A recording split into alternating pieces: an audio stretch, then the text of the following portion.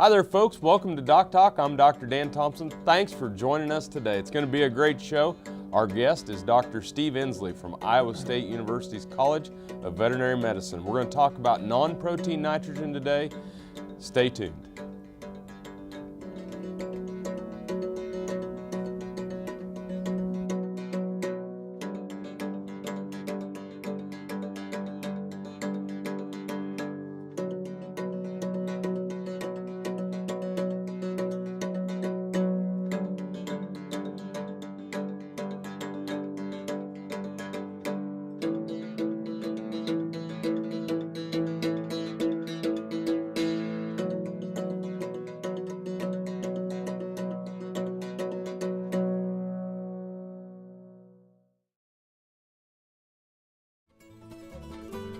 Closed caption brought to you by AgriLabs, the perfect pairing of performance and value.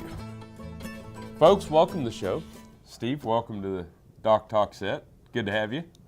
Great to be here. I always like the opportunity to talk about veterinary toxicology. It's not something that a lot of people know about, I guess, but it's very interesting to me. We get to do the CSI type things that not other people get to do. So, well, folks, this is Dr. Steve Inslee. He's the section leader for veterinary toxicology at the diagnostic lab at Iowa State University, and today we're going to talk about non-protein nitrogen. And you know, Steve, when we start to think about NPN, it's a good feed source, but it can cause some issues. So what are some of the more common sources of NPN that you're seeing fed? Usually, you know, we feed NPN. Ruminants can utilize that. It's a cheap source of protein if they have the energy to digest it. And this year has been particularly hard because we had such a long, cold, protracted winter that you know, feed costs are high. People are trying to look for ways to you know, decrease cost of rations, so we're using more NPN, but we don't have the energy in there a lot of times to be able to metabolize that, or it's you know, potentially mismixed and they get an increased dose, and then they can't you know, they can't detoxify it quick enough to be able to utilize it properly. And we've seen like urea, biuret, and some of those that are incorporated in the ration, and you know, we start looking at the cost of these cattle.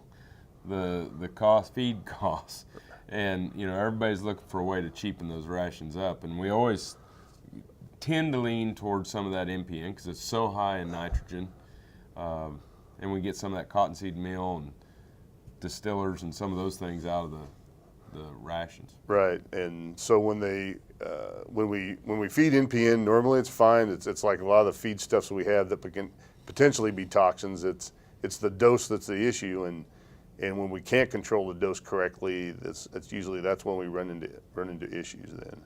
And you know, kind of when I went to graduate school in ruminant nutrition, the rule of thumb was never more than 1% diet dry matter as NPN. Right. So we try to. That's a good guideline. I mean, we try to have not more than a third of the protein in the diet as NPN, because then we'll approach those, you know, levels that we worry about with, you know, causing toxicity. So in the animal, then, what are some of the things that's going on? I mean, it's not being metabolized, so I assume it's passing across the rumen wall. Normally, if we have urease is the enzyme in the rumen that digests the non-protein nitrogens, and when we get too much nitrogen source too fast, they'll metabolize that very quickly, produce ammonia in the rumen, and they can't utilize that quick enough, and they absorb that across the rumen wall, and that's what we see as a hyperammonemia in the bloodstream then, and that's all very acute. You know, when they consume the feed, we're talking you know, minutes to half an hour, maybe we'll start to see clinical signs and death within an hour, possibly even. So I think that leaves us a good time to go to break, because then when we come back, we can talk about those clinical signs and kind of get into some of the disease aspects of what people should be seeing. Sounds great. Thanks for being here. All right. Folks, thanks for watching Doc Talk. More with Dr. Steve Inslee here right after the break.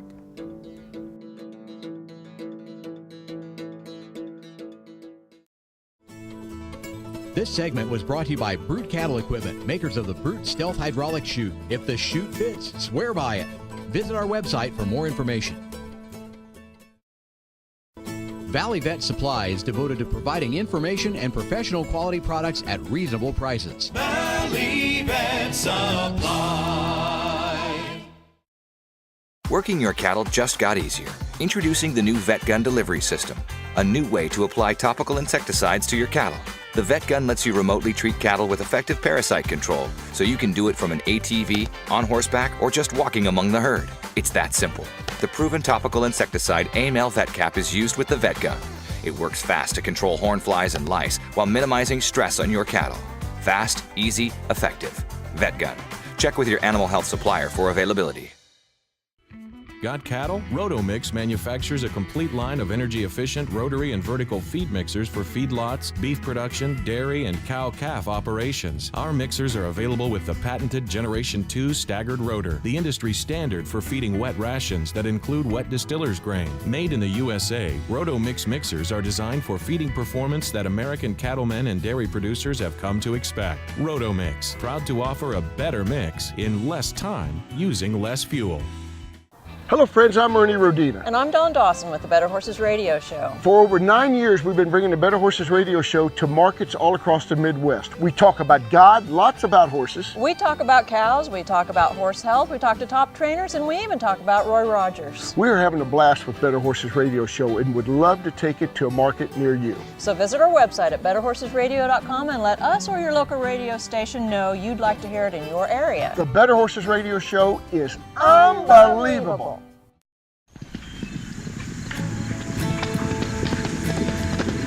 You know, I think people are just kind of born with a passion. I wouldn't be where I am today without that horse. Oh, I'm not passionate about horses. That's just something that's in here. I can't explain it. Some people go to a job every day. I just go do what I love to do. That's all I know is horse. The bottom line, we're for the horse. It's whatever we can do to make life better for the horse, wherever they are, whatever they do. They're just magic, that's all. They got me. If we always do what's right for the horse, we will never go wrong.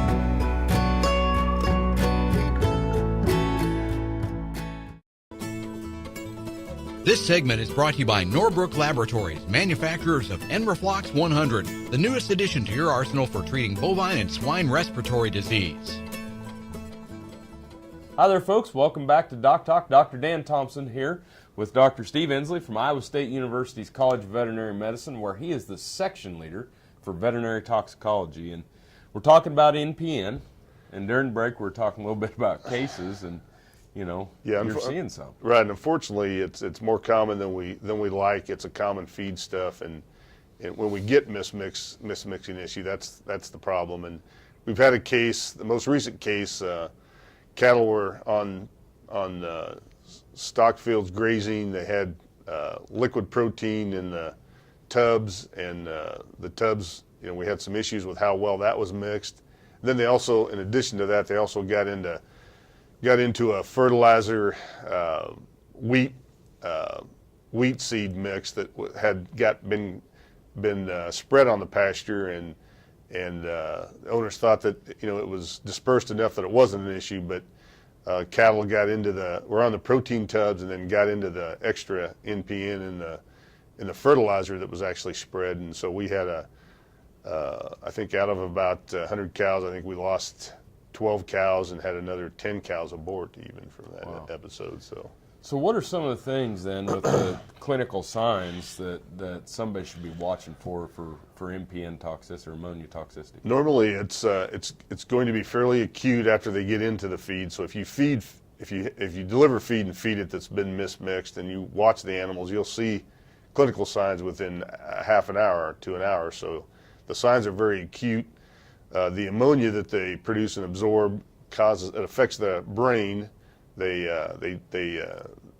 don't think straight. They can act a lot like a grass tetany type cow. They get abdominal pain, they salivate, they can get very aggressive, they bloat fairly quickly, and all this progression is very quick. It's one of the things that can cause death loss within hours, and it's one of the things that the veterinary toxicologists we like to talk about.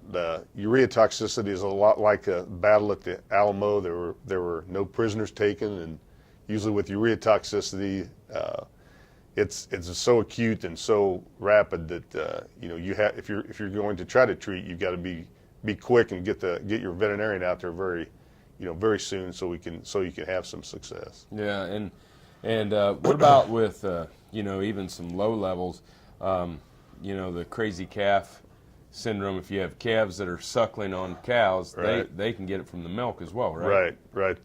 We see some ammonia from there, and we also have some issues with ammoniated hay that we ammoniate for extra protein, and they get a syndrome where it's bovine bonkers, where the calves get this compound. It's a little different than the NPN ammonia. It's imidazoles get digested into the milk of the cow, and then the calves will act exactly like a cow does with NPN. And they'll be stargazers, or bovine bonkers is the common name that we call it, because they'll get crazy and run into things and try to run over you too. Well, we're going to take a break. We have just a little time here before the break, but bottom line is we got to get the veterinarian out quick. Right. It's an acute toxicity, right, and when we come back, we'll talk about some of the treatment, but probably more importantly, some of the prevention. Sure. Sounds You're good. watching Doc Talk. Thanks for joining us. More with Dr. Steve Inslee from Iowa State University right after the break. This Meet the Veterinarian is brought to you by Merck Animal Health, the science of healthier animals. Dr. David Saklosia is the operations manager of Animal Health and Welfare and staff veterinarian for Cattle Empire, one of the largest family-owned cattle feeding operations in the U.S. Over the years, Dr. Dave has championed the humane care and handling of cattle and is currently chair of the AABP Animal Welfare Committee. In 2013, AVC named him Consultant of the Year. As dependable as the sunrise, in dairy parlors, open pastures, on ranches and feed yards across America. A place where reputation is more than a name, where the science of healthier animals is a way of life. It's the responsibility that drives who we are and what we do. Every decision, every day. It's your livelihood and our responsibility. Hi there, folks. Dr. Dan from Doc Talk. Be sure to join me next week as we're going to discuss beta agonists in beef production.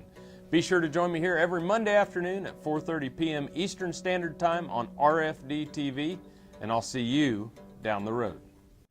This hog is head over hoof for meal made from U.S. soybeans. Now, one hog isn't that impressive, but suppose we add another, and another, and another. Before long, you've got billions of hungry customers around the world all clamoring for the same thing. Our soybeans. Learn more about the billion-dollar appetite of animal agriculture at BeyondTheElevator.com. Brought to you by America's soybean farmers and their checkoff. The Kansas State University College of Veterinary Medicine is a leader in food animal research and education. Our researchers are constantly expanding the knowledge of animal health and food safety. Through the Veterinary Health Center and the Kansas State Veterinary Diagnostic Lab, we provide practical services for animal producers. Home of the Beef Cattle Institute, the college is committed to animal welfare training and research. The Kansas State University College of Veterinary Medicine, knowledge and service for the future of animal production. TrueTest Group, weighing systems, electronic identification, EID, electric fencing, and dairy automation systems help farmers and ranchers around the world manage the performance of their livestock for ultimate profitability. Folks, welcome back to Doc Talk. Dr. Dan Thompson here with Dr. Steve Inslee, and Dr. Inslee is the section leader for veterinary toxicology at Iowa State University's College of Veterinary Medicine, and it's great to have you here. K-State alumni. Oh, yeah. I graduated from K-State and Iowa State, so. Yep. So I did not graduate from K-State, but I got here as fast as I could. So okay. But we're going to talk about treatment. And when we left, you're saying if you're going to treat, you better get on it. Yes, it's an acute toxicity, so it's an emergency situation. If you think that's what's going on, you need to contact your veterinarian. They need to, drop everything and get out there. And the treatment for this this kind of a toxicosis is what I like to call my Macgyver treatment. It's we use vinegar, household vinegar, and when we run out of vinegar, don't have any more of that, we use cold water. And basically what we're trying to do with both of those is change the chemistry in the rumen. So these reactions occur at a very high pH, so if an animal dies and your veterinarian wants to diagnose it, one of the things we do is pH the rumen, and the rumen pH should be 7 or higher with an ammonia toxicosis.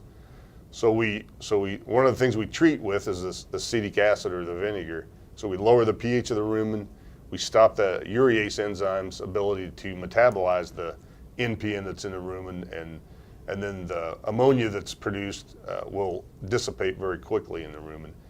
And the dose on the vinegar is a complicated dosing scheme that we talk about to students. We say you divide the amount of cows you have by how much vinegar you have, and that's how much we like to dose with. So there's no way you can overdose, but you need to have enough acetic acid give it all. You're going to, right. If you've depends on how many animals. Usually you're limited. You have more animals affected than you have vinegar to use.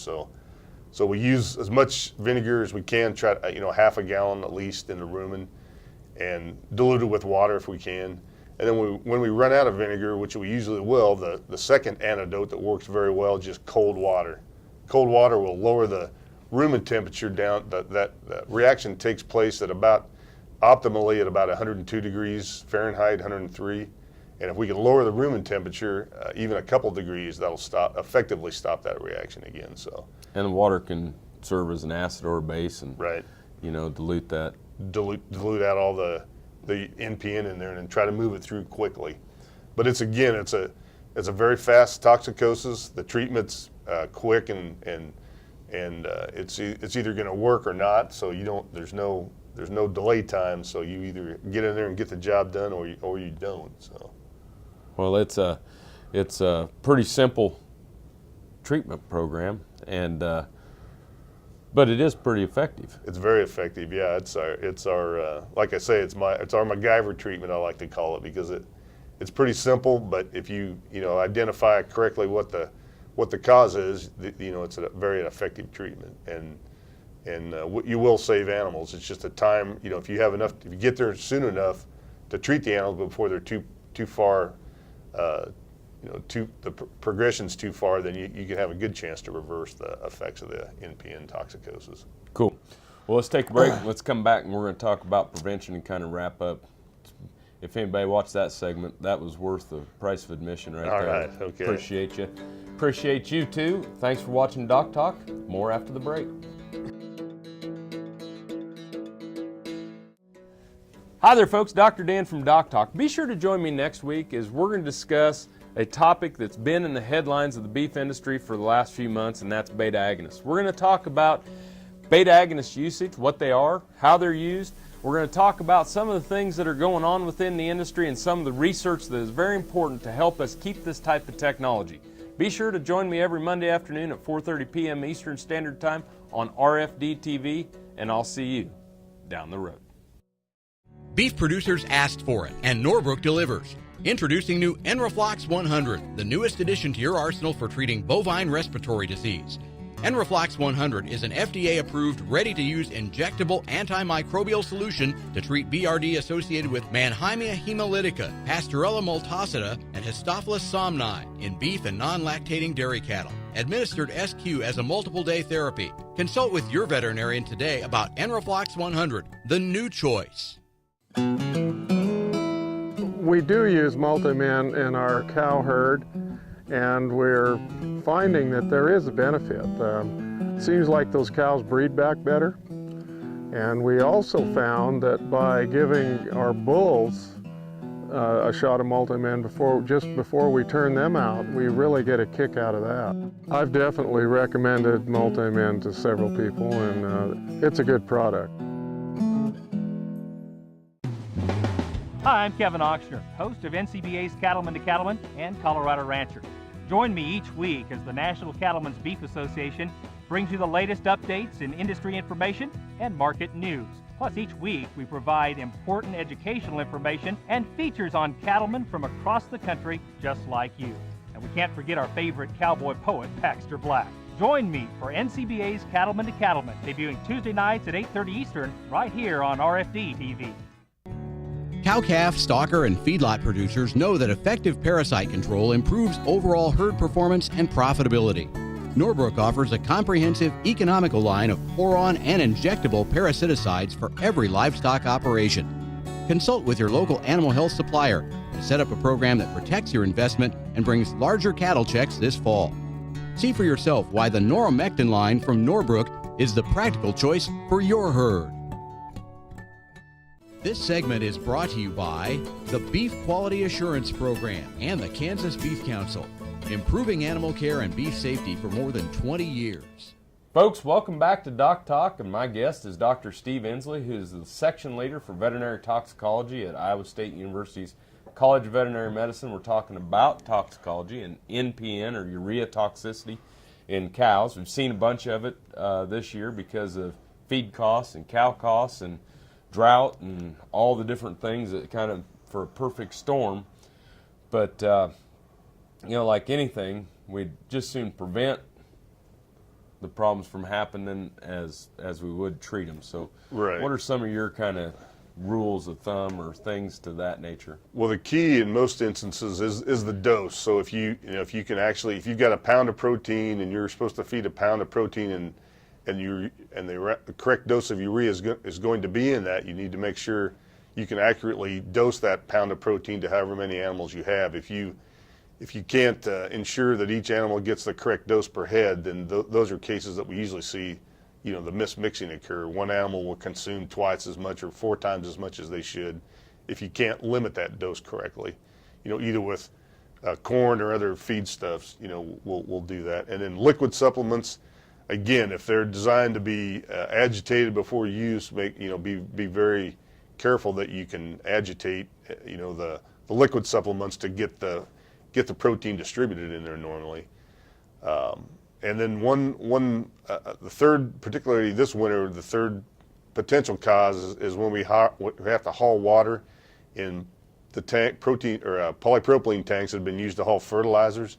And if we don't get those cleaned out, we see some exposure just from the NPN or the fertilizers that were left in those tanks when we're trying to haul water. So between those 3 scenarios, if you can eliminate those, that will usually prevent any kind of an ammonia toxicosis issue. Amazes me on some of the studies that we've seen on lick tanks and cows on their consumption. There's one cow in a study that they were seeing how much of the lick tank they ate versus how much stalks and things like that, and the cow never left the lick tank. Right. She just sustained herself just all day on that molasses tank or that liquid feed tank, and so some of them don't touch them, some of them overconsume. And that's true. That's a hard thing for me too. I have to watch that Pizza Hut buffet too. I'll overconsume on that too. Yeah. Luckily, there's no NPN there. Yeah, so. Exactly. It's all pretty much natural proteins, right. Some whey proteins and meat. But I have the same issue. But thanks a million for being here today and sharing that with us on the show. Any parting comments on NPN? It's a common feed source. We'll probably always have that, and the key is just to watch the dose. I mean, if you can be diligent and ensure the dose is always correct, then we can eliminate or reduce any potential for toxicosis. Then sounds like winter. And thank you for watching Doc Talk today and joining me with Dr. Steve Inslee. Remember, always work with your local veterinarian, and if you want to know more about what we do at Doc Talk, you can find us on the web at www.doctalktv.com. I'm Dr. Dan Thompson here from the College of Veterinary Medicine. Thanks for joining us on Doc Talk today, and I'll see you down the road.